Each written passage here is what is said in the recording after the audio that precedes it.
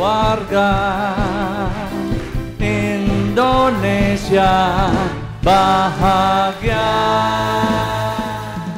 Saya berada di Melbourne, Australia, dan dari kota ini menyampaikan inspirasi untuk keluarga Indonesia bahagia.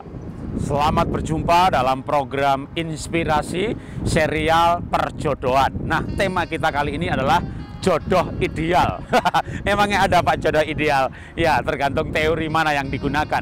Ada orang bertanya sama saya, Pak, saya udah tes temperamen dasar, saya sanguin kolerik, saya tes pakai kepribadian, personality test, MBTI, Myers-Briggs Type Indicator, yang membagi manusia dalam 16 macam. Saya ENFP. Jodoh saya yang cocok itu yang mana, Pak? Supaya kebahagiaannya maksimal. Sebenarnya ilmu perjodohan ini nggak ada yang akurat, nggak ada yang pas. Jangankan ilmu mengenai perjodohan, kedokteran kesehatan yang harusnya sakit karena virus gitu kan jelas, itu aja kadang nggak jelas. Kenapa? Beda rumah sakit, beda dokter, beda pendapat. Obatnya apa? Beda pendapat.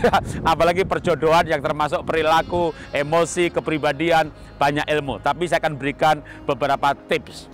Kalau misalnya menggunakan ilmu yang dasarnya adalah saling melengkapi.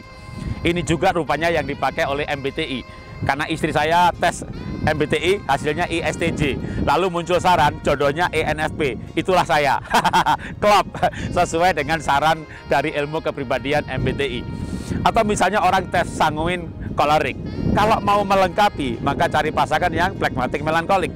Itu kalau pakai ilmu melengkapi. Jadi justru mencari yang berbeda, sehingga yang berbeda ini menjadi satu, lengkap, itu tim yang hebat. Pria, wanita, wadah dengan tutup. Ada yang diambil dari Adam, tulang rusuknya. Nggak ada lagi di Adam, menjadi Hawa. Jadi prinsip perjodohannya adalah melengkapi. Maka cari yang berbeda. Dan memang biasanya yang berbeda itu menarik. Cuma masalahnya adalah perbedaan ini menjadi sumber konflik ketika seorang tidak dewasa. Teori yang kedua adalah jodoh itu yang banyak persamaan. Karena banyak persamaan ini akan asik, akrab, oke. Waduh, bisa lengket banget. Nah, misalnya tahun 84, 85, saya tes diri saya sanguin kolerik. Lalu saya punya pacar, tes dia sanguin phlegmatik. Maka ada irisan yang sama, yaitu sanguinnya. Kesamaan inilah yang membuat menjadi cocok. Ayo ini, wah cocok banget begitu ya. Waktu tahun 85, 84 saya belum tes MBTI atau tes yang lain. Sekarang ada Enneagram, kecenderungan perilaku, DISC, foto karakter. Tapi paling tidak itu menjadi indikator. Kita mengenal indikator untuk mengenal diri sendiri dan mengenal pasangan. Nah, kalau teorinya adalah yang sama, maka tentu Anda harus mencari yang sama. Ya, ada kesamaan. Misalnya Anda phlegmatik melankolik, lalu cari yang phlegmatik kolerik atau phlegmatik sanguin. Jadi ada sama-sama phlegmatiknya. Artinya ada irisan yang sama dengan pasangan Anda. Kalau Anda pakai MBTI misalnya ENFP, maka menjadi dengan ENSJ. Nah, itu ada dua huruf yang sama, artinya 50% kepribadian sama.